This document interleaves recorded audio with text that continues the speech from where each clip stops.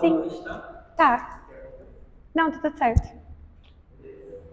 Com licença, boa noite, então. Hoje é o quarto encontro do projeto Integrado na Biblioteca, 2023. Hoje, no Itapela, com a professora Letícia Calone, mostrando para o Léo, te agradece já antecipadamente, obrigado mesmo por participar do projeto.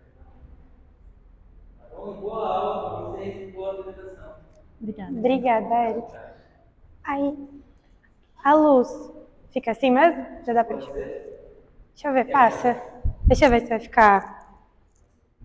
Dá pra ver, Ah, dá pra ver. Dá pra ver? Vou ficar desse lado. Bom, gente, eu sou a Letícia, essa é a Cal. Então, como o Eric explicou, nós duas fazemos mestrado na UEL em Estudos Literários. A gente também se formou na UEL nesse ano, em Letras Português. E hoje a peça vai ser do Rei da Vela, que é do Oswald de Andrade, que é dos livros que estão na lista da UEL. Pode passar, amiga. Bom, para começar, colocamos uma frase que é para a gente refletir sobre ela durante toda a apresentação, que vai ficar reverberando essa frase um pouco, que é assim: o teatro moderno, como o antigo, transpõe a vida para o palco, isto é, não procure imitar a vida como ela é, mas suas aparências. Resume-a colocando no outro plano a cena. Então, o que a gente vai ver no teatro do Oswald vai ser uma equivalência dos fatos que acontecem na sociedade. Não vai ser uma cópia minuciosa, imitando o que acontece. Ele vai fazer várias metáforas sociais. Então, quando vocês forem ver, por exemplo, um personagem falando que se apresenta como um domador de feras, por exemplo, isso diz muito sobre como ele se coloca na sociedade. E os clientes também, não sei se vocês já leram a obra, quem aqui já leu? Os clientes também, os clientes desse escritório de agiotagem, eles também, quando eles são colocados em jaulas e estão naquela conturbação, né, estão preocupados, isso também vai refletir socialmente de como eles estão diante da condição dali, né, daquele momento histórico social. Bom, agora sobre o autor e o movimento literário. Bom, o Oswald de Andrade, ele é um capricorniano que nasceu em 1890 e ele vai falecer em 1954. Ele foi um escritor e um dramaturgo brasileiro. Vai representar uma importante participação na organização da Semana da Arte Moderna de 22. E eu coloquei aqui essas características dele, que eu acho interessante a gente saber, para além da formação do autor, tipo, ele fez direito, ele ganhou prêmio tal, ganhou aquilo. Achei interessante trazer as qualidades que amigos, as mulheres que ele teve também diziam sobre ele, que isso também vai refletir, consequentemente, nas obras desse autor, né? Então ele é colocado como irreverente, polêmico, irônico e combativo. Ele vai defender a valorização das nossas origens, sem perder a criticidade. Então, é um nacionalismo crítico, né, que ele vai defender. Ele vai integrar o Partido Comunista Brasileiro, de 31 a 45. Os ideais desse partido, consequentemente, vão refletir na obra do Oswald, né?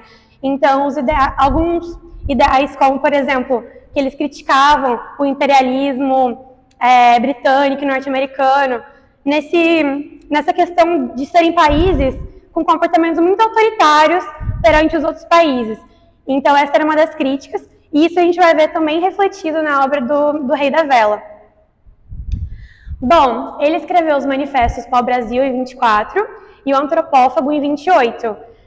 Eu não sei se vocês sabem, mas o Oswald ele foi casado com a Tarsila do Amaral, que também fez parte da Semana de Arte Moderna de 22, e eles tinham vários ideais, né, que eles compartilhavam entre si, e principalmente nesse manifesto, o Antropófago, ele fala assim nessa ideia de deglutição, por exemplo, de você devorar o que é estrangeiro, o que é de fora, no sentido de você tirar o que tem para retirar, o que tem de bom, que você vai conseguir adaptar para a nossa própria produção artística.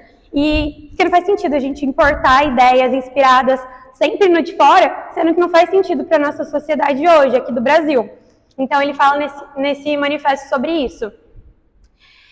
Aí, além dos romances e dos poemas dele, né, que tem vários conhecidos, que tem o Canto de Regresso à Pátria, que é bem famoso, aquele também que é o pronominais, que não sei se vocês já viram na escola, que é o dê-me um cigarro, diz o professor, da gramática do aluno, também é do Oswald.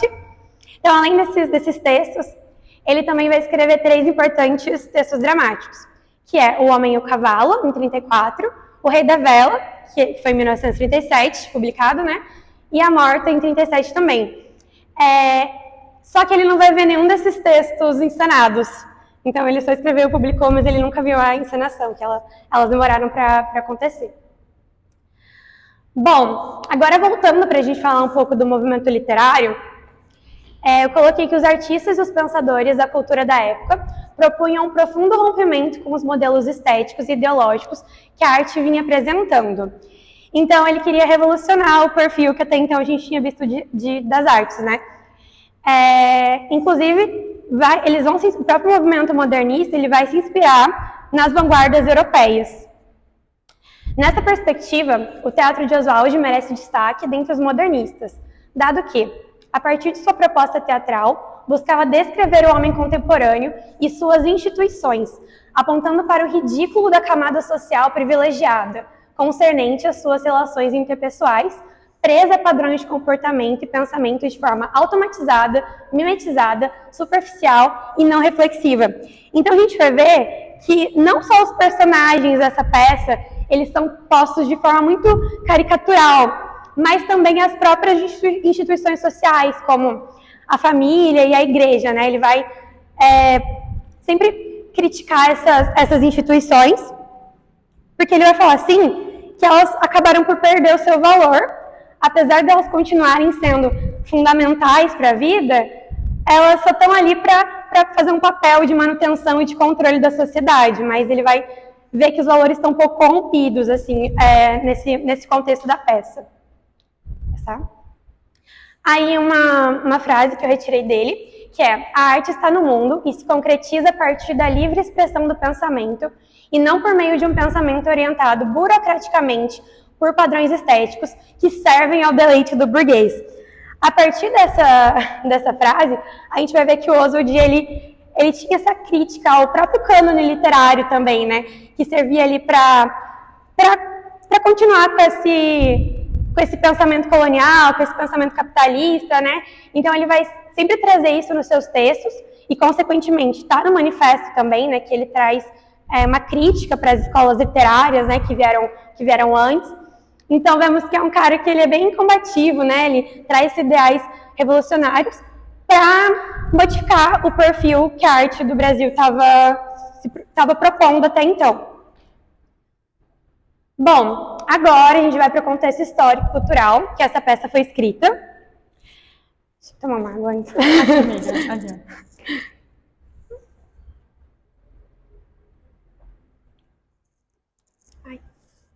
Ela foi escrita em 33, no Rio de Janeiro, mas ela é publicada só em 37.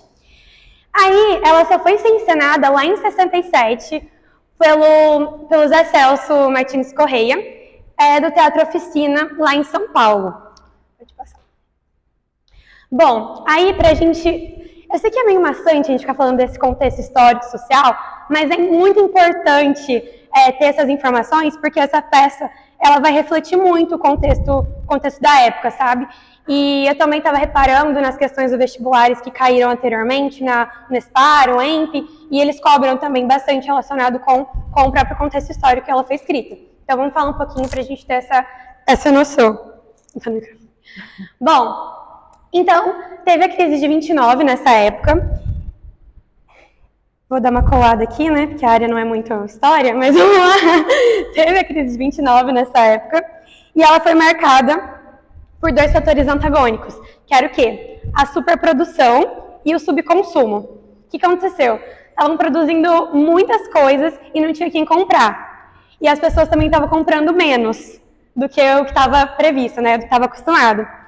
Então, isso gerou toda essa circunstância de crise, né? Teve a quebra da Bolsa de Nova York, e também a gente tem que pensar no contexto, né? Que era um período pós-Primeira Guerra Mundial aqui. Aí, o que é esse impacto no Brasil? Aqui no Brasil, a gente exportava muito para os Estados Unidos, principalmente café. Então, quando os Estados Unidos para de comprar, a gente reduz totalmente a nossa produção, né, de uma forma muito sensível assim. E o que o governo faz? Ele fala, pô, vamos comprar café dos produtores nacionais para manter o valor aqui, continuar e não deixar que essa crise chegue aqui no nosso território. Aí eles compraram café e queimaram, assim. E essa compra de café, eles fizeram com dinheiro público. Então, o que aconteceu? Teve uma crise total ali pelo país, tipo, e agora o que a gente vai fazer? Tem um monte de coisa para pagar, um monte de empréstimo, né, que a gente teve para viabilizar a compra dessas safras, e aí acabou que a crise também chegou aqui na gente. E engraçado, inclusive, porque a família do Oswald era uma família abastada, né? Eles tinham posses e granas e tal. E aí o Oswald, ele foi em escritórios de agiotagem para pedir dinheiro. Então é muito curioso esse fato, já que a peça vai tratar disso, né? Desse contexto do escritório do Abelardo, né? Que é esse escritório de usura. Bom, pode voltar, amiga.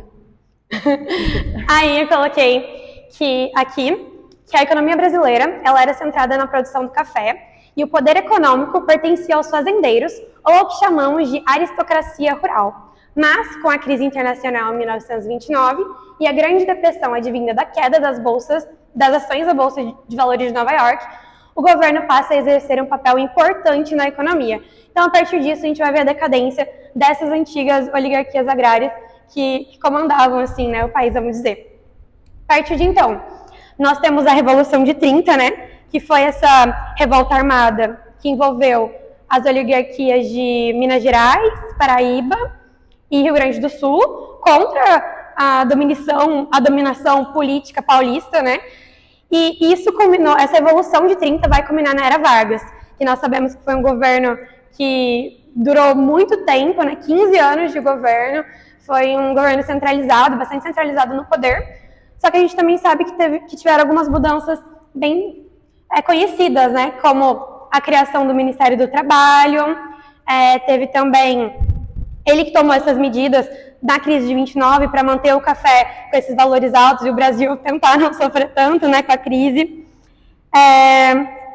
Deixa eu ver.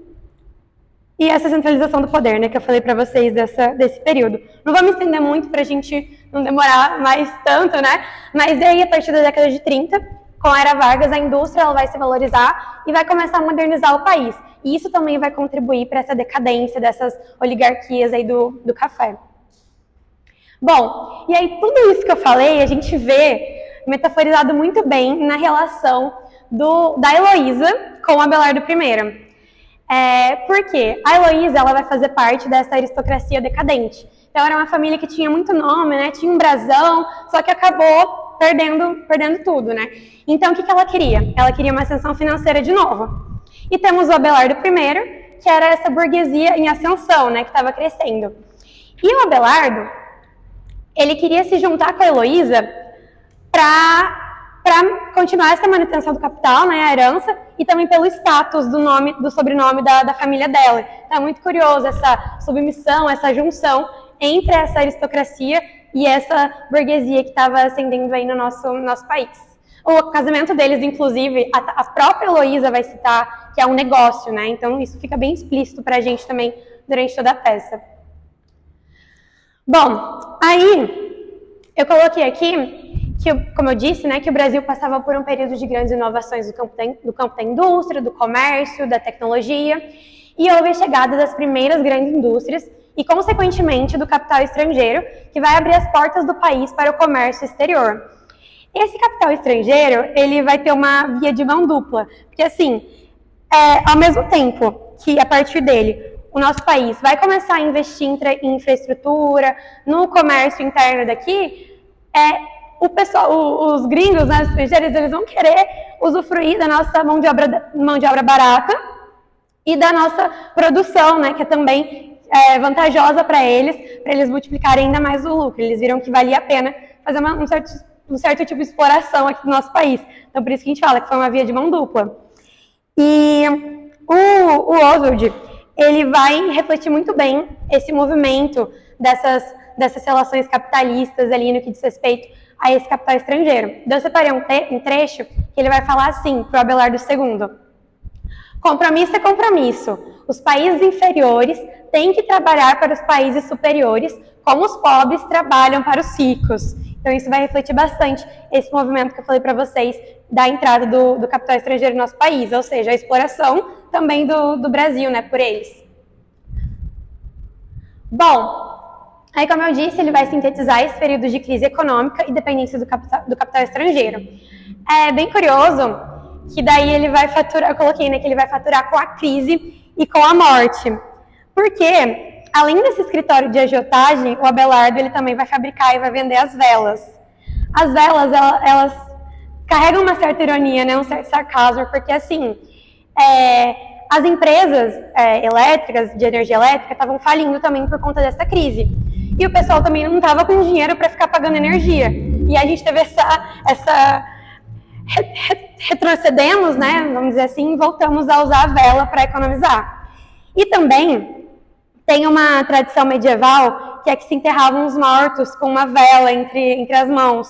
Então, ele explorava tanto os clientes dele que vários se suicidavam e ele ainda vendia essas velas para colocar entre os dedos ali dessa pessoa. Então, por isso que eu coloquei que ele vai faturar com a crise e com a morte, tanto dessa questão econômica das empresas, quanto dessa tradição medieval de se colocar a vela entre os dedos. Aí, outro trecho que eu citei para contextualizar essa parte, que é no primeiro ato, que ele vai colocar assim, na rubrica: os clientes aparecem atropeladamente nas grades. É uma coleção de crise, variada, expectante. Homens e mulheres mantêm-se quietos ante o enorme chicote de Abelardo II.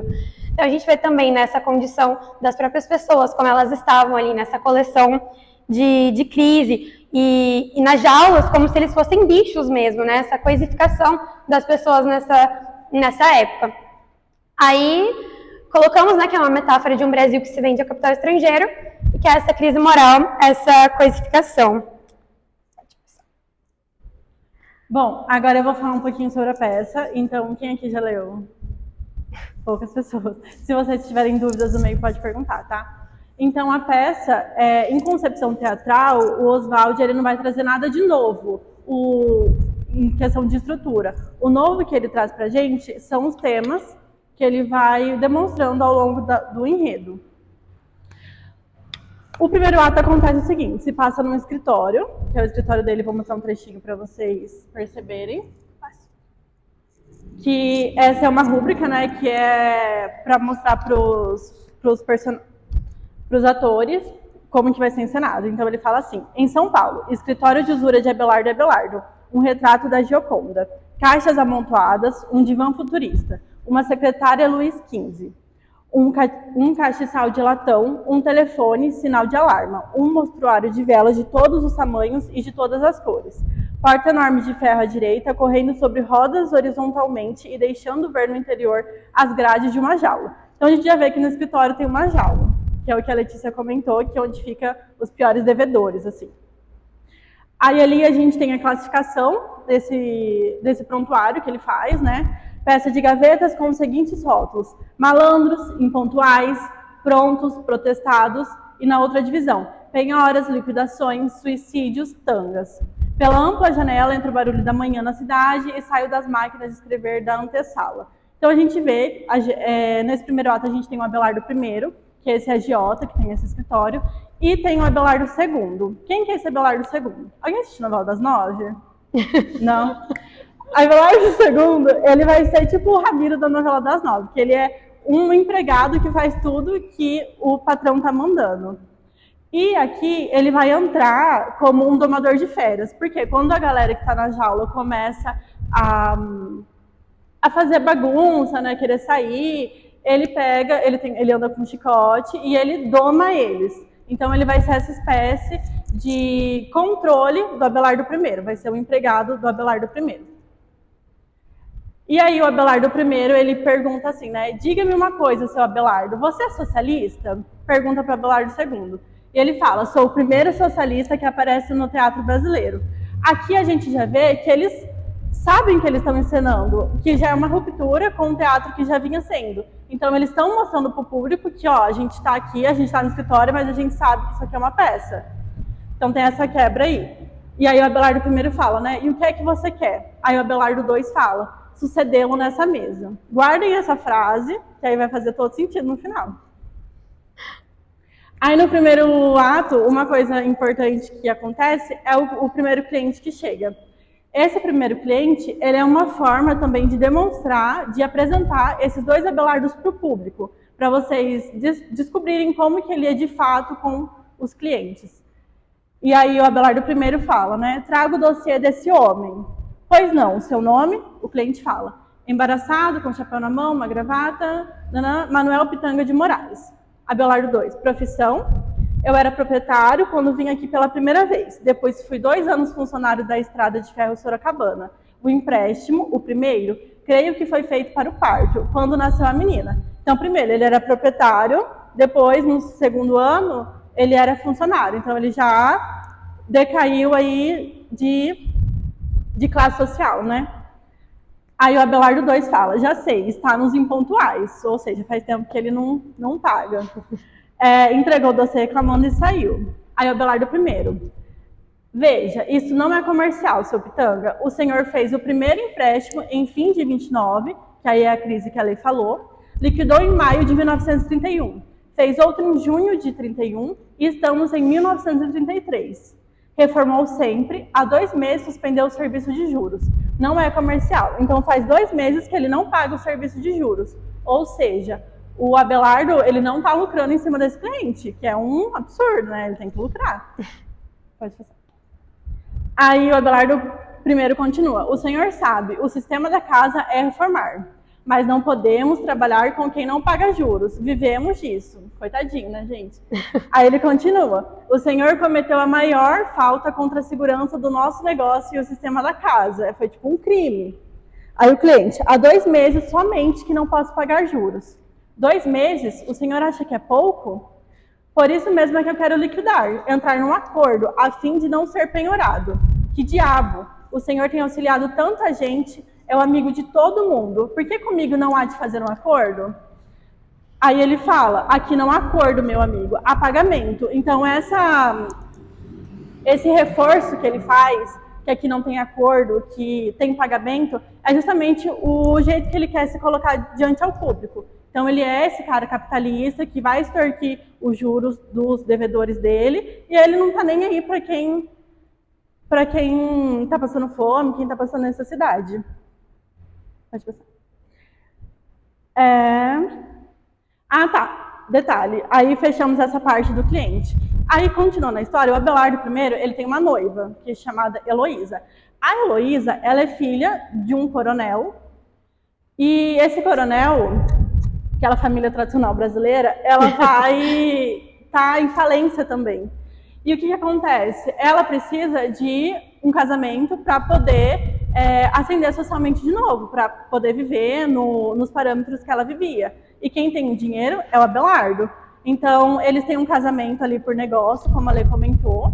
Só que o Abelardo, ele atira para todo lado. Então, ele vai dar em cima de várias pessoas e não tá nem aí. E ele dá em cima de uma secretária do escritório. Ele fala, né? Tenho todo o interesse pelo custo de sua vida, mas a senhora sabe, as vidas hoje são difíceis para todos. Não é mais como antigamente. Aí ele começa a flertar com ela, daí ela começa a flertar com ele também. E aí, quando ela sai da sala, a Heloísa chega. Notem que, é porque tá escuro ali, mas o nome dela é Heloísa de Lesbos. Justamente o autor colocou o sobrenome ali para mostrar que ela vem de uma família tradicional, que ela tem um status social, coisa que o Abelardo não vai ter. E ela chega vestida de homem. É uma sátira também que o autor utilizou, fazendo referência à Heloísa. Você não contou isso, amiga, no começo. A Heloísa da Idade Medieval, porque o Abelardo I e a Heloísa, elas são personagens reais da Idade Medieval, que faziam um par romântico, super idealista e etc. Então, o que o Oswald de Andrade vai trazer aqui vai ser essa imagem de anti-herói, vai romper esse idealismo, esse romantismo lá da Idade Média, traz esses 2 personagens e rompe com esse par romântico. De lesbos também da sexualidade. É que eu vou falar. Enfim. Aí o Abelardo I fala: você, meu amor, na hora do expediente da Heloísa, o nosso casamento é um negócio. Que é aquela frase que a Lê falou, né? Então os dois estão cientes que o casamento é um negócio ali. Por isso vieste de Marlene, mas não há de ser um negócio como esses que você faz com esse bando desesperado que saiu daí vociferando. Estão ainda muito lá embaixo. Há mulheres idosas, moças, turcos, italianos, russos de prestação, uma fauna de hospício. Então tem gente de todo tipo ali embaixo, né? E ele fala: ingratos, matei-lhes a fome, dei-lhes as ilusões, e agora os trata assim. Para te dar uma ilha para você só. Então, assim, ele não tá nem ligando pra galera que tá lá embaixo, ele tá comprando uma ilha pra amada dele. É tipo a Virgínia comprando o jatinho pros amigos, né? E não tá nem aí com a fome. E ele continua, né? Confesse que o Senhor planejou um atentado. Ah, tá. Aí aqui a gente tem outra figura importante, que é o Pinote. A Heloísa continua na sala do escritório. O Pinote entra. O Pinote, ele é um intelectual e ele precisa de dinheiro. Ele entra na sala com uma espécie de facão, assim, todo sujo de sangue. E a Heloísa fica com medo, porque tá cheio de sangue, achou que era para matar eles, enfim. E aí o Abelardo primeiro fala, né? Confesse que o senhor planejou um atentado, confesse. Aí o Pinote fala: absolutamente. Por quem o senhor está me tomando? É uma faca profissional, inofensiva, não mata. Está cheia de sangue coagulado. Umas facadinhas para comer. Há um gesto de Abelardo I, senta-se, Abelardo II permanece ao fundo, segurando com as duas mãos a faca em horizontal como um servo antigo. A crise é que obriga, mas não sou nenhum gangster, não. Eu sou biógrafo, vivo da minha pena, não tenho mais idade para cultivar o romance, a poesia. O Teatro Nacional virou teatro de tese, e eu confesso a minha ignorância, não entendo de política, nem quero entender. Então ali ele também faz uma crítica direta ao Teatro Nacional, que estava sendo construído. E esse Pinote, ele é bastante importante para a peça, porque ele vai mostrar as partes, a população intelectual do período. Então ali entra artista, entra professor, entra estudiosos. E na cena que eu acabei não colocando, mas quando o Abelardo ele começa a perceber que o Pinote ele é de cunho socialista, ele expulsa o Pinote da sala. E ele fala que esse povo, os professores, os artistas, esse povo com os intelectuais que ele chama, eles têm que ficar na fome mesmo, porque se eles tiverem dinheiro, eles fazem uma revolução. E para ele essa revolução não é boa. Então, quanto menos dinheiro eles tiverem, melhor vai ser para ele. E aí a Heloísa fica com um pouco de dó, porque ele expulsa ele de um jeito grotesco e tal, e o Abelardo fala, né? Voltará, de camisa amarela, azul ou verde, e de alabarda, e ficará montado, guarda a minha porta, e me defenderá com a própria vida da maré vermelha que ameaça subir, tomar conta do mundo.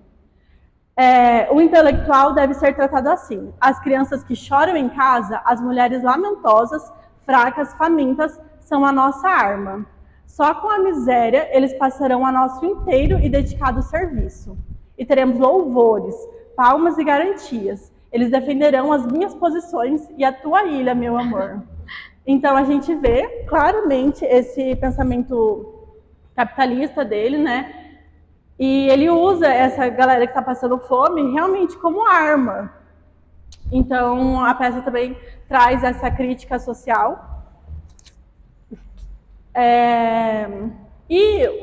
Como a Lê falou, o Abelardo ele vai achar que os norte-americanos, os ingleses, eles vão ser a salvação do Brasil. Então, assim, ele é declarado que ele deve tudo que ele tem para os americanos. Então, ele é bem, assim, servo dos americanos. E aí chega um americano no escritório, um banqueiro, que vai fazer esse negócio com ele. E ele começa a falar, né? Os ingleses e os americanos temem por nós. Estamos ligados ao destino deles. Devemos tudo, o que temos e o que não temos. Hipotecamos palmeiras, quedas de águas, cardeais. Os países inferiores têm que trabalhar para os países superiores, como os pobres trabalham para os ricos. Você acredita que New York teria aquelas Babels vivas de arranha-céus e as 20.000 pernas mais bonitas da Terra se não trabalhasse para o Wall Street, de Ribeirão Preto a Singapura, de Manaus a Libéria? Eu sei que sou simples feitor do capital estrangeiro, um lacaio, se quiserem, mas não me queixo. Então ele tem consciência do que ele está sendo aqui, mas ele acha que ele deve, de fato, tudo a eles, então ele não vai se queixar em nenhum momento. E ele fala, né, é por isso que possui uma lancha, uma ilha em você. Então, tipo, bobos são vocês, que não são lacaios dos americanos. E aí a gente parte para o segundo ato. Esse segundo ato, ele é marcado por uma crítica diretamente a essa família tradicional brasileira do período de 30. A família que está em questão aqui vai ser da Heloísa Lesbos, do coronel, dos latifundiários, né? E o Oswald de Andrade vai mostrar pra gente justamente essa hipocrisia que existe nessa família. Então a gente tem a dona Cesarina, que é a mãe, que é a esposa do coronel, a mãe de Heloísa, e ela vive flertando com o Abelardo. Então, tipo, a gente já começa a ver essa desconstrução aí dessa família. Coloquei um trechinho aqui só para vocês se situarem, que ela fala, né? A gente nunca deve dizer o que não sente. É horrível ser enganada. E o Abelardo fala, e se fosse verdade, se o meu coração se estivesse inflamado ao contágio do seu luminoso verão?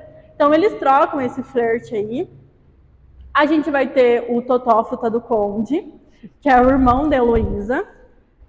Ele é um personagem homossexual, né? E ele fala... E aí tem toda essa caricatura dos personagens, mesmo que o Oswald faz de propósito, tanto pelo nome quanto pela fala. Ele é um personagem masculino que fala, eu sou uma fracassada. Então é justamente essa sátira que o Oswald vai construir e trazer para esses personagens.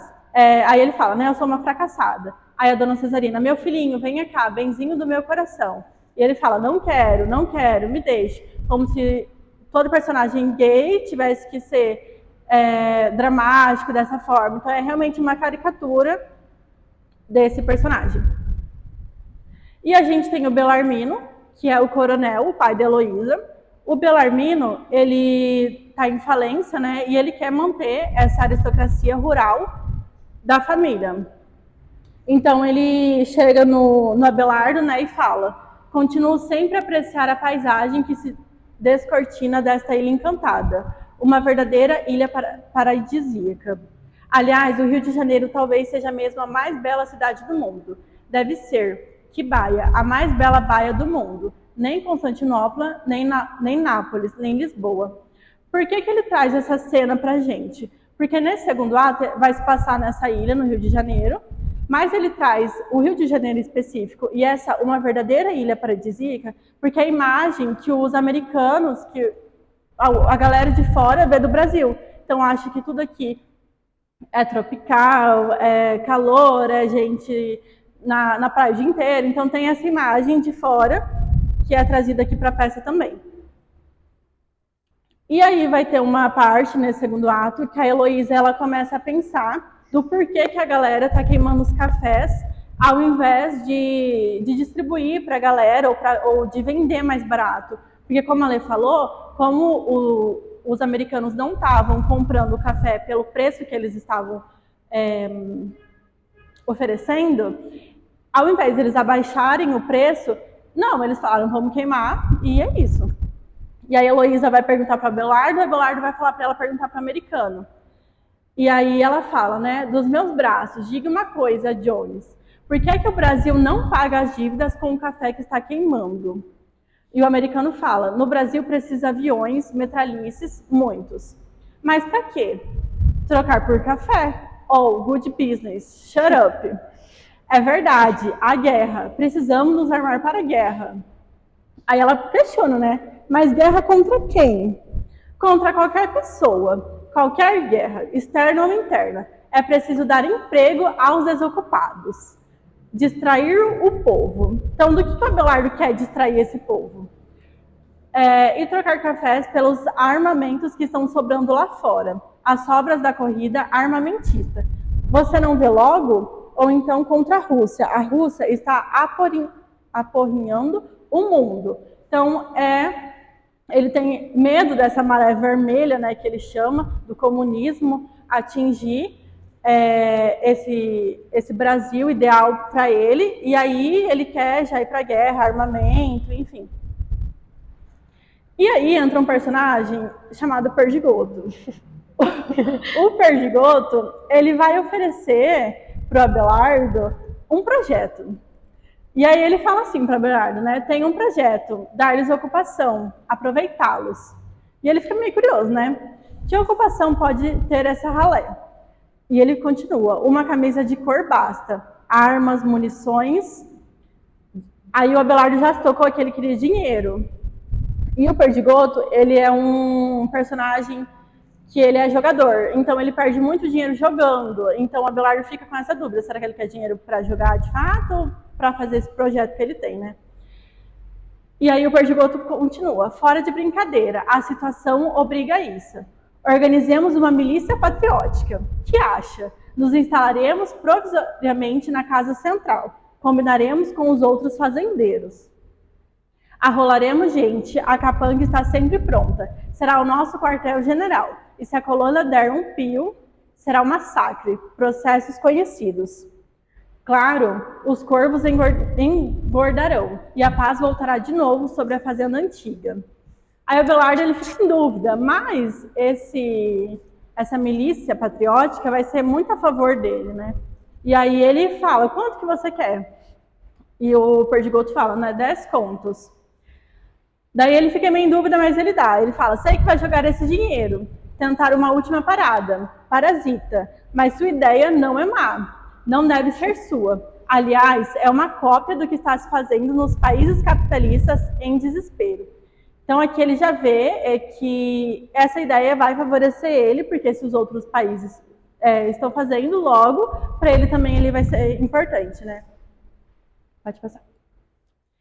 E por fim, a gente tem o terceiro ato. Então, o terceiro ato, a gente volta para o escritório. E o Abelardo I, a gente não sabe o que acontece nesse período, mas ele descobre que ele tomou um golpe, que ele está falido, roubaram todo o dinheiro dele, e aí ele está tentando se matar, porque sem dinheiro ele não é nada. E aí eu trouxe uma rúbrica que fala, né, o mesmo cenário do primeiro ato, à noite, a cena está atravancada de ferro velho, penhorado a uma casa de saúde, uma maca no chão, uma cadeira de rodas, um rádio sobre uma mesa pequena. A iluminação noturna vem de fora, pela ampla janela. Heloísa se lastima, prendendo com os braços as pernas de Abelardo, porque ele quer pular. Então ela fica ali, né, presa a ele. E pode passar, amiga.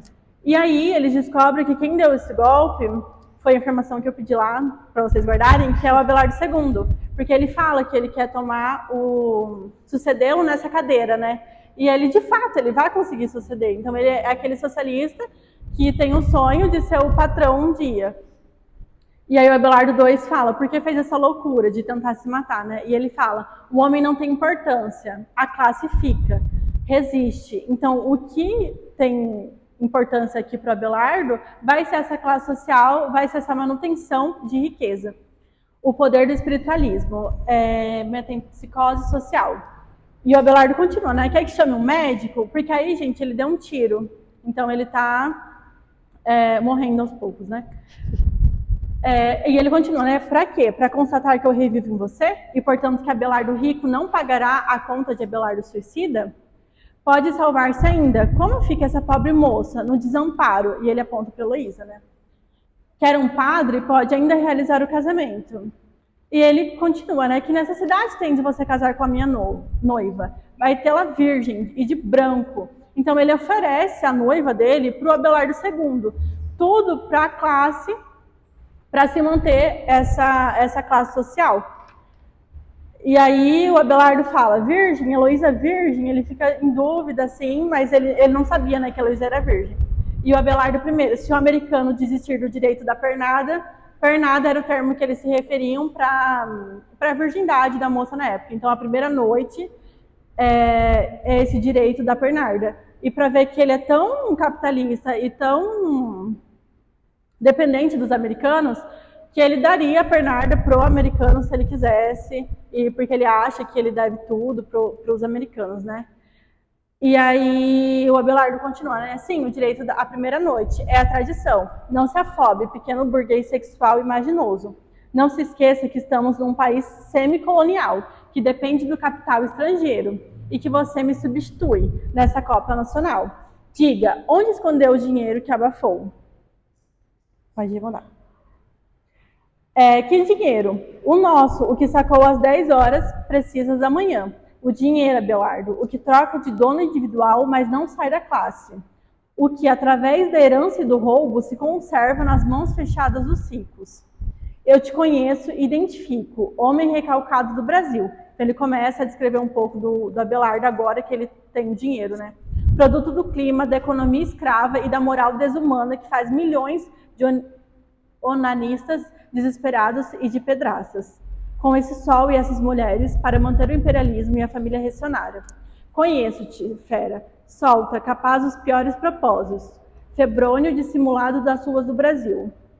Amanhã, quando entrares na posse de tua fortuna, então amanhã, quando ele tiver o dinheiro nas mãos dele, ele vai defender também a sagrada instituição da família, a virgindade e o pudor para que o dinheiro permaneça através dos filhos legítimos numa classe só. Então, é claramente essa família tradicional, que se você tem dinheiro, você vai fazer de tudo para que esse dinheiro permaneça com você ou na sua classe. E é isso. Aí, continuando, o Abelardo II fala, né? Eu sempre defendi a tradição e a moral. E defende também a casa feudal. Se salvares a fazenda das unhas militarizadas do Perdigoto, conserva a casa da família. Não reformes nada. A casa é feita para ter muitos criados. Um resto de mucumas e negras velhas, lembrando o tronco.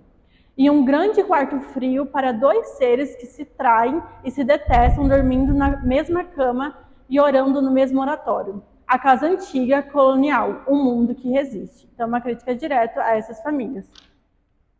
Mais que eu, foi a bala do cano que penetrou profundamente. A primeira. As outras rodearam o coração. Que dor! De certo é porque o coração ficou intacto. O coração, esse útero do homem, onde a gente gera os filhos mais caros. A ambição, o amor, o desespero, a vontade de viver. A literatura. Escuta, Abelardo, abandonastes o socialismo? Que é a primeira pergunta, ele pergunta lá no primeiro ato se ele era socialista, né? E aí, tem uma cena que o Abelardo I, ele tá quase morrendo já, e ele pede para ligar o rádio. E na hora que ele liga o rádio, tá tocando o hino dos trabalhadores, que é um hino de cunho socialista. E ele pede para continuar, e o Abelardo II, ele dá um chute nesse rádio. E aí surge o Abelardo I, ele pede, então, para soltar os prisioneiros da jaula também que estavam lá. E surge essa voz, que a gente não sabe se é um delírio, se talvez seja a voz da morte, fica aberto para a gente. Que fala assim, né? Uma voz grossa, terrificante, de porta escancarada, que mostra a jaula vazia, porque a galera que estava na jaula já saiu. Eu sou o corifeu dos devedores relapsos, dos maus pagadores, dos desonrados da sociedade capitalista, os que têm o nome tingido para sempre pela má tinta dos protestos, os que mandam dizer que não estão em casa aos oficiais de justiça, os que pedem envergonhadamente tostões para dar de comer aos filhos, os desocupados que esperam sem esperança, os aflitos que não dormem, passando nas penhoras. Grita, a América é um blefe, nós todos mudamos de continentes para enriquecer. Só encontramos aqui escravidão e trabalho, sob as guerras do imperialismo. Hoje morremos de miséria e de vergonha. Somos os recrutas da pobreza. Milhões de falidos transatlânticos para as nossas famílias educadas na ilusão de América, só há de escolher a cadeia ou render-vos. A suicídio também, o suicídio.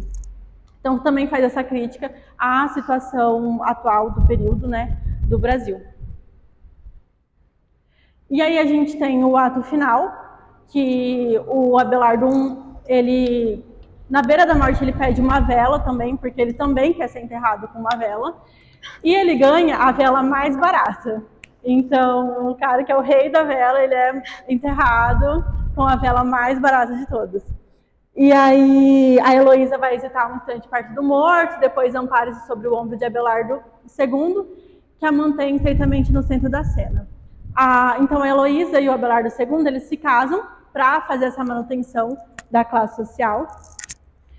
E o terceiro ato vai acabar com esse acordes, né, da marcha nupcial e uma luz que focaliza o par. Aparece então em fila, vestidos a rigor os personagens do segundo ato, então toda a família dela, sem dar atenção ao cadáver. O cadáver está no meio, toda a família está em volta, não está dando atenção ali pro morto, né? E atravessando ritidamente a cena e se colocando por detrás dele, ao som da música. O fascista saúda a romana. Então, o americano, ele surge, é o último que aparece e é o único que fala nessa cena. E ele fala, né, oh, good business. Então, a gente vê que o americano, por mais que ele não apareça muito na peça, mas no segundo ato, ele fecha esse terceiro ato justamente para mostrar essa importância, essa crítica que o autor quis mostrar para a gente da relação do americano com o Abelardo.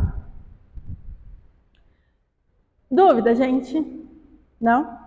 É legal nesse final que eu vi um trailer Tem o trailer, inclusive, da peça do Teatro Oficina. E aí, nesse final que ele está cantando a marcha nupcial, o corpo fica ali, né? Como se não tivesse acontecido nada. Então, aquele matrimônio acontece e o Abelardo primeiro fica ali, coisificado. Exato. Legal. Então, a gente tem aqui o Abelardo I, né? Ele vai ser um capitalista industrial e agiota, que ele possui um dinheiro, mas ele não tem título, e ele queria, de fato, título. Ele vai representar a burguesia ascendente da época, tornando-se o símbolo da exportação à custa da pobreza e das superstições populares. É um personagem que propaga o mito popular de que nessa terra se viram tudo a jeito. Então é tipo aquele jeitinho brasileiro que ele faz. A gente tem Heloísa de Lesbos, que como a Lê comentou mais cedo, esse Lesbos também se refere à lésbica, que é uma crítica que o Oswald de Andrade vai trazer, colocando a Heloísa como uma personagem homossexual, fazendo essa contradição entre a Heloísa medieval. E ela vai ser o par romântico de Abelardo I, né? Vai representar a ruína da classe fazendeira. A aliança de Abelardo e Heloísa pode, assim, também representar a fusão de duas classes sociais corruptas pelo sistema capitalista. Depois a gente tem o Abelardo II, que vai ser um personagem que entra em cena vestindo-se como um domador de feras, executando as ordens dadas por seu superior. Representa um empregado e uma espécie de feitor e sucessor do primeiro, um socialista brasileira que quer o lugar do patrão. Ali eu coloquei um trechinho para vocês entenderem como que ele entra, né? Veste botas e um completo de domador de férias, uma pastinha e enormes bigodes retorcidos, monóculo, um revólver à cinta. Pronto, seu Abelardo. Então ele está ali sempre pronto para servir o Abelardo I. Aí a gente tem a figura do coronel, que vai ser esse latifundiário, né, que ele vai à falência e vai retratar essa classe em decadência, essa aristocracia em declínio. Enfim, pode passar a ler. A dona Cesariana, que é a mulher do coronel, ela não vai pertencer à linhagem do coronel de família de latifundiários, mas ela vai compor esse quadro aí da burguesia rural, paulista, né, na época, em decadência, e ela é acostumada a uma vida rígida, mas não tem princípio nenhum, né, como a gente viu ela flertando com o genro dela. Aí tem o Totófota do Conde, que é o irmão da Heloísa, que ele vai carregar esse nome, as duas características marcantes. O Totó, que é usado para nomear o cachorrinho de madame no período, e a fruta do conde, que é uma gíria também do período, para se referir às pessoas homossexuais da época em que o texto foi escrito.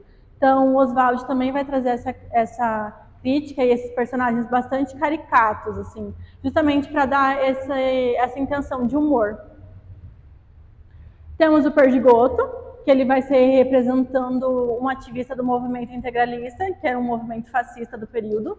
E a palavra perdigoto, ela tem os dois significados, né? Mas o que interessa aqui pra gente é que foi uma gíria para denominar uma pessoa que cospe ao falar. Então, assim, né? Já resume tudo. A gente tem o Mr. Jones, que vai representar de fato essa cumplicidade entre o capital internacional e os interesses de nossa elite tradicional exploradora. E ele vai marcar a entrada da cultura estadunidense no Brasil, especialmente em São Paulo, que aí entrou essa cultura estadunidense e através dos filmes, das músicas, então ele marca esse período também. Depois a gente tem os temas, né? São vários temas que eu fui falando durante o resumo, mas a gente sintetizou em 4 os principais aqui, que vai ser a corrupção por meio da agiotagem, então vai ser o Abelardo, que vai lucrar, vai cobrar juros altíssimos, então vai lucrar com isso, com pessoas pobres, com devedores, através dos juros. A decadência das oligarquias, essa família que vai se desfazendo, né? Vai se esfarelando assim ao decorrer. Uma crítica direta à burguesia, a essa hipocrisia que consistia na época, e essa manutenção das estruturas arcaicas, a manutenção da classe, como a Heloísa casou com Abelardo II. Gente, aí não vou embora ainda, tá? A gente fez uma apresentação mais longa, mas é porque tem muito aspecto legal e importante dessa peça. Eu vou falar do estilo e da linguagem agora, e depois a Cal vai finalizar. E aí estão liberados, então alguém tem mais um pouquinho. Bom, sobre o estilo e a linguagem.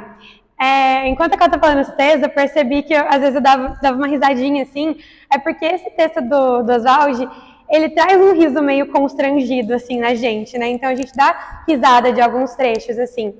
Então a gente identificou essa comicidade que vai se afigurar como meio de desvelar a realidade do Brasil. O interesse capitalista se mistura com a ideia de casamento. Esse interesse capitalista que vai se misturar com essa ideia de casamento foi o exemplo que eu trouxe desse cômico, né? Então, o próprio casamento da Heloísa com Abelardo explora isso, essa superficialidade do casamento deles, né? A ideia do casamento está ligada com a ideia de capital, de manutenção do status, da herança. Isso já é um exemplo do cômico na peça, esse protagonismo desses 2 personagens, dessa situação.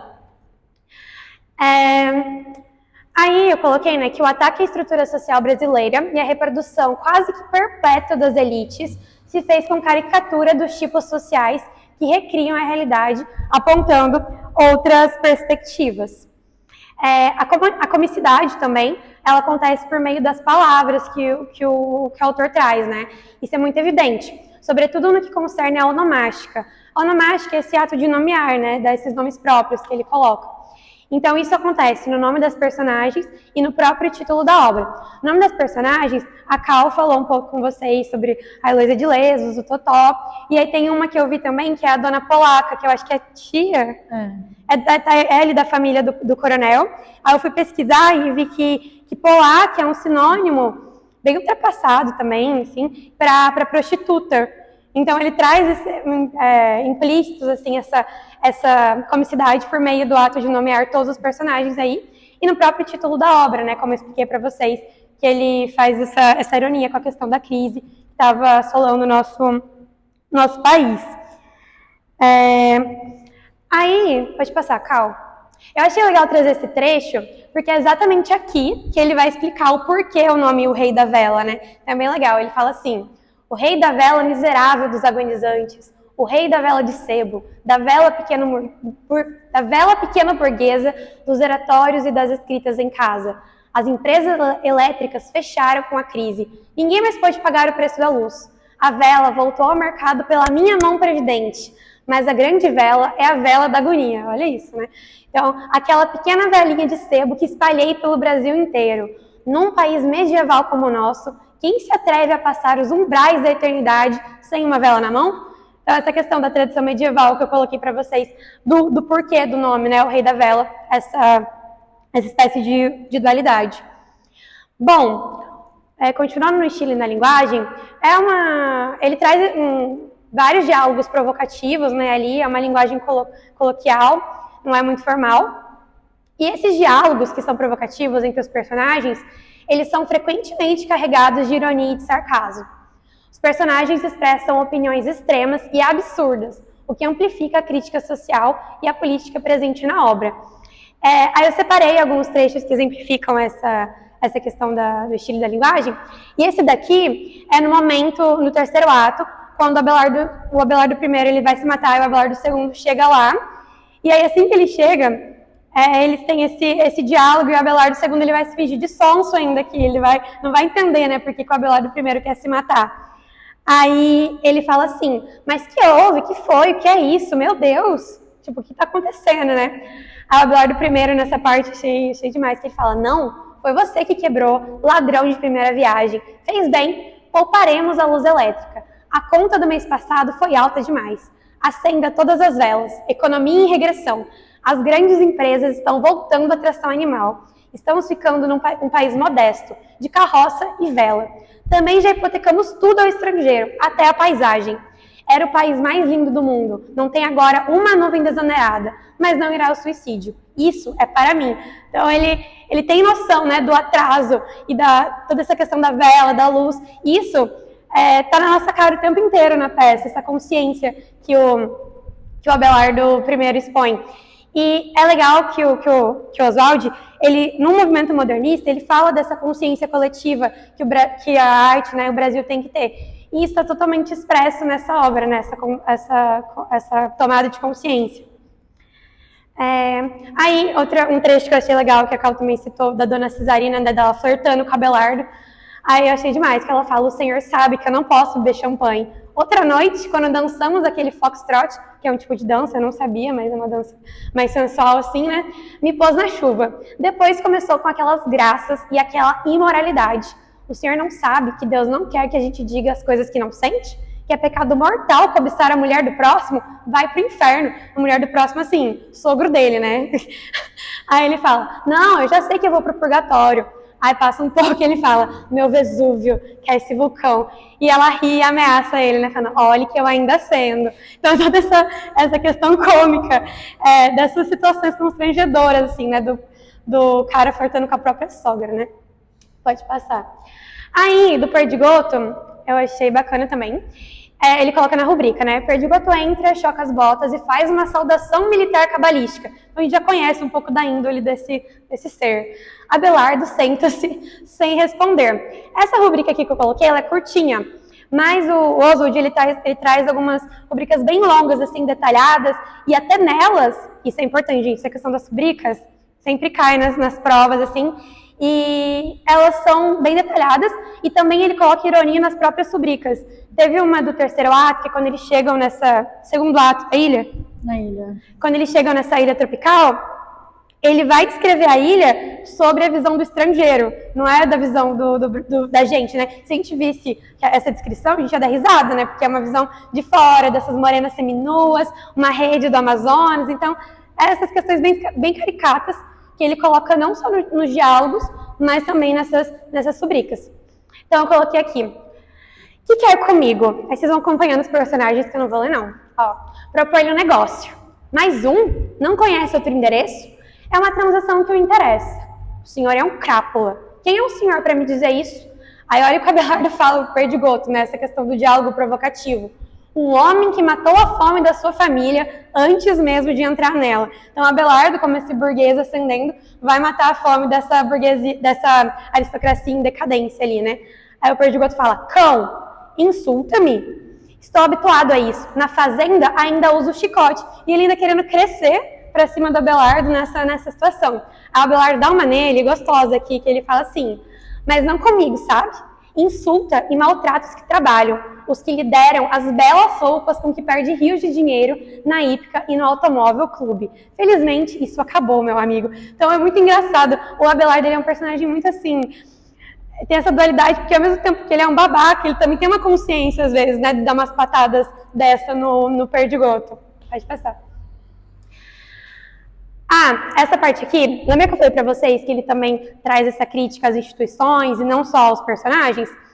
No começo, no primeiro ato, tem um padre que está perturbando muito o Abelardo, que quer conversar com ele a todo custo, né? Aí o Abelardo fala assim, evidentemente é um caso raro, um homem preocupar-se comigo sem ser logo à vista? Quanto?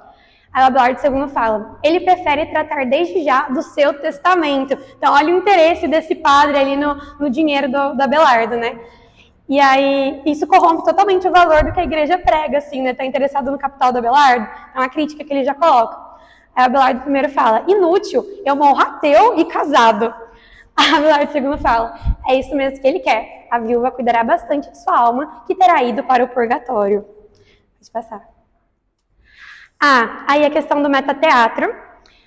Metateatro é quando, resumidamente falando assim, é quando eles falam do teatro dentro do próprio teatro, quando eles têm noção de que aquilo está sendo representado, né? Aí foi essa passagem, né, que a Cal também colocou, que o Abelardo II vai falar, eu sou o primeiro socialista que aparece no teatro brasileiro. Além dele trazer a questão do metateatro, a gente também vê essas contradições presentes nos personagens, né? Porque, ele é o primeiro socialista e tá louco para suceder o Abelardo ali e continuar nesse escritório de usura que é baseado na exploração, que está totalmente ligado aos valores capitalistas, né? Pode passar, Cal. Nessa outra parte, é bem no começo, né, da peça, que o Abelardo I fala assim, não faça entrar mais ninguém hoje, Abelardo. A jaula está cheia, seu Abelardo. Mas esta cena basta para nos identificar perante o público. Então, novamente, ele falando ali do metateatro, eles têm totalmente a noção de que o espectador ele tem a consciência de que eles estão representando essa quebra da quarta parede que a gente fala. Aí não... Desculpa. Ele fala, não precisa mais com nenhum dos meus clientes, são todos iguais, sobretudo não me traga pais que não podem comprar sapatos para os filhos. O Abelardo é muito insensível, né? Pode passar. Essa parte é no final, que eu achei interessante trazer também, que todas essas partes em negritos, a gente vê exaltado ali a questão do metateatro. Então a Heloísa, ela vai tentar convencer o Abelardo para não se matar. Aí o Abelardo I ele fala assim, recomeçar, como no tempo do romantismo, as soluções fora da vida, as soluções no teatro, para tapear, nunca. Só tem uma solução, sou um personagem do meu tempo, vulgar, mas lógico, vou até o fim, o meu fim, a morte no terceiro ato, Schopenhauer. Que é a vida? Filosofia de classe rica desesperada. Olá, maquinista, fecha o pano, por um instante só. Aí ele vai fitar em silêncio todo mundo que está ali assistindo eles, né? E fala assim, estão aí? Se quiserem assistir a uma agonia alinhada, esperem. Vou atear fogo às vestes. Suicídio nacional. Aí ele vai oferecer o revólver ao Ponto. O Ponto era um cara que ele ficava escondido ali na frente do palco para soprar as falas para os atores, caso eles se esquecessem ali, né? Então é um cara que não tem nada a ver com a encenação. Olha como que ele vai quebrar essa questão da quarta parede ali, né? Então ele vai falar com o Ponto, que inclusive chama Cirineu. Até então a gente não tinha essa informação ali do nome desse cara. E ele fala assim, por favor, seu Cirineu, vê se afasta de mim esse fósforo. Aí o Ponto fala, não é mais possível. Abelardo, como não é possível? O autor não ligaria, se referindo ao próprio Oswald. Então, aí o Ponto, mas a crise, a situação mundial, o imperialismo com o capital estrangeiro, não se brinca. É muito bacana essa consciência que o Oswald ele coloca nessa quebra da quarta parede, porque assim, eles estão diante do público, o público tem a noção que é uma representação ali sendo feita, mas é como se eles falassem assim, gente, acorda, vocês precisam despertar para o que está acontecendo. Então, olha que metáfora interessante, né? Ele quebrar essa quarta parede ali e falar, gente, vocês têm que acordar para o que está acontecendo no país de vocês. E essa quebra, né? Essa plena consciência do público ali assistindo, também faz com que a gente não se envolva emocionalmente com os personagens. Porque quando a gente está ali vendo que é uma história, que eles não têm noção, a gente fica, poxa, Abelardo vai se matar, sabe? Mas aí você não fica aquele sentimento, você fala, pô, quanta coisa, né? Quanta coisa que a gente tem que acordar, ter essa criticidade maior também, ser mais ativo, enfim. Essa tomada de consciência é muito interessante a partir do metateatro.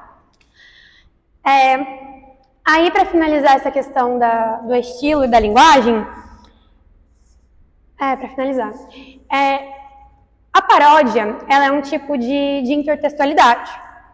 E a gente encontra isso nesse texto dramático. Eu coloquei assim, que a paródia, normalmente vista como um gênero cômico e humorístico, é utilizado por Oswald como um caráter imitativo e subversivo. A paródia ela vai se definir através de um jogo intertextual. Esse jogo intertextual vai ser essa interação entre textos distintos. Aí, uma das intertextualidades que a gente pode observar são que as personagens, a Heloísa e o Abelardo I, eles têm o mesmo nome de um casal do século XII. Inclusive tem um livro que chama Correspondências de Abelardo e Heloísa, cheio de cartas assim, desse casal. E ele, esse Abelardo, no século XII, para vocês não confundirem, ele era um teólogo francês. E a Heloísa, ela era sobrinha de um sacerdote e acabou se tornando aluna do Abelardo. Então eles viveram várias tretas ali, um rolê, teve decepção de membros, muitas coisas se envolvendo. Só que daí não tem nada a ver com a Heloísa aqui, com o Abelardo do Oswald de Andrade. Então é engraçado que ele utiliza isso como uma forma de paródia a partir da intertextualidade. Então, o sentido romântico do texto original, que é esse texto da Idade Média, né, essas correspondências entre o teólogo e a sobrinha do sacerdote, fica totalmente subvertido pela moderna interpretação de Oswald de Andrade. Aí, por isso, que no final, o Abelardo II fala ali no terceiro ato, Heloísa será sempre de Abelardo. É clássico, se referindo a essa brincadeira, né, que é subversiva, que o Oswald faz na obra dele.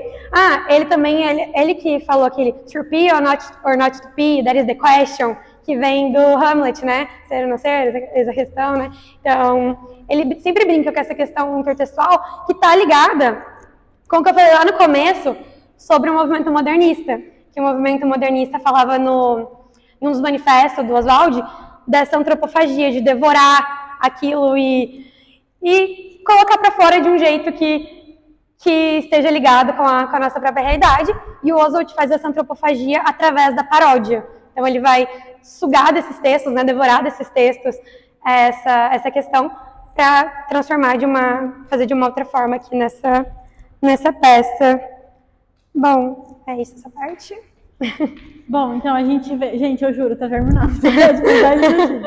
A gente tem a influência, né, e a relevância da obra literária.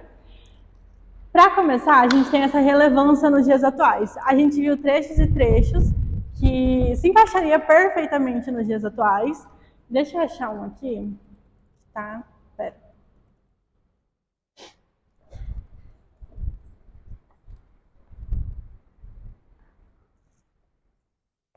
Esse também, né? Mas...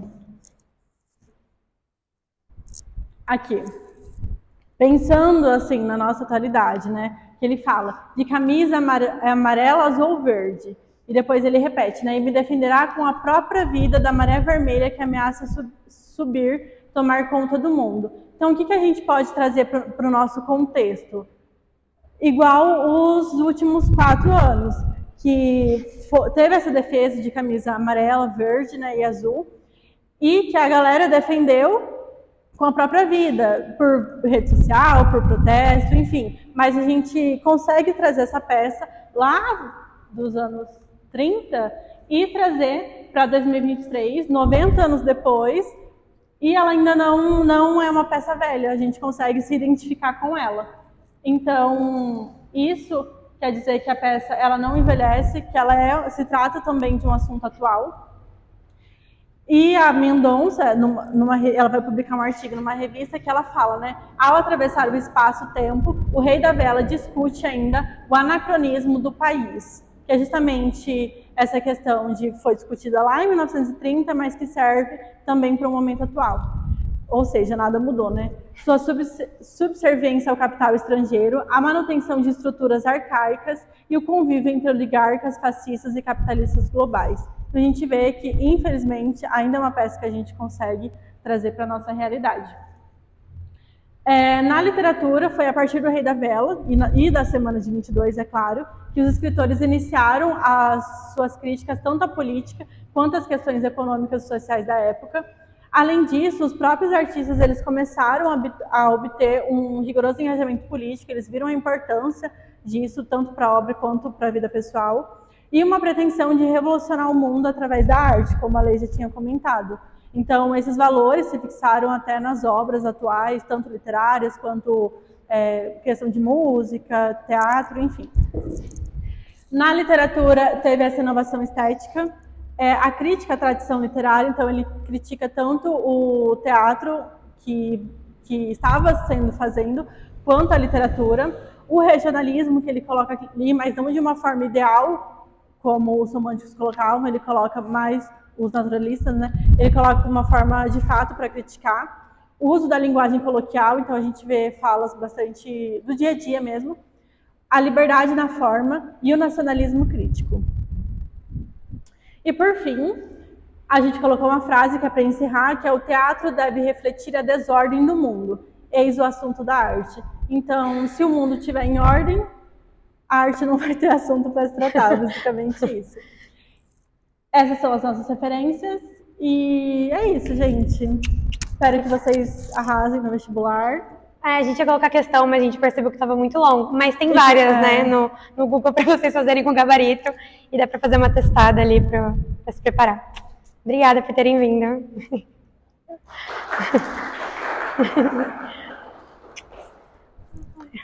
Você tem alguma dúvida? Não.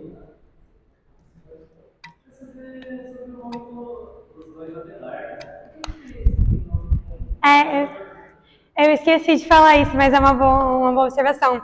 Que é porque o Abelardo é Abelardo. Igual a Cal colocou num trecho, que o próprio Abelardo fala, né? Que o homem morre, mas o sistema continua. Então vão ter 1000 outros Abelardos ali para continuar nessa manutenção do sistema capitalista. Um vindo atrás do outro. Por isso, confunde até a gente lendo, né, na hora. Mas é por esse motivo. O Oswald é muito, muito irônico, né, inteligente. Oi? Perdigoto, do intelectual. Não, Perdigoto... Não, Perdigoto não é o intelectual, é o fascista. Ah, mas deixa eu ver. É o apostador fascista. Peraí, deixa a gente achar É o aqui. Pinote. Pinote, é. O Pinote. Mais alguma questão? Então é isso, gente. Obrigada. Boa sorte para vocês no vestibular. Espero encontrar vocês lá na UEL. Continuem vindo às segundas, porque não é a gente, mas tem outras pessoas. Vai ter a Ellen. Vai vir também.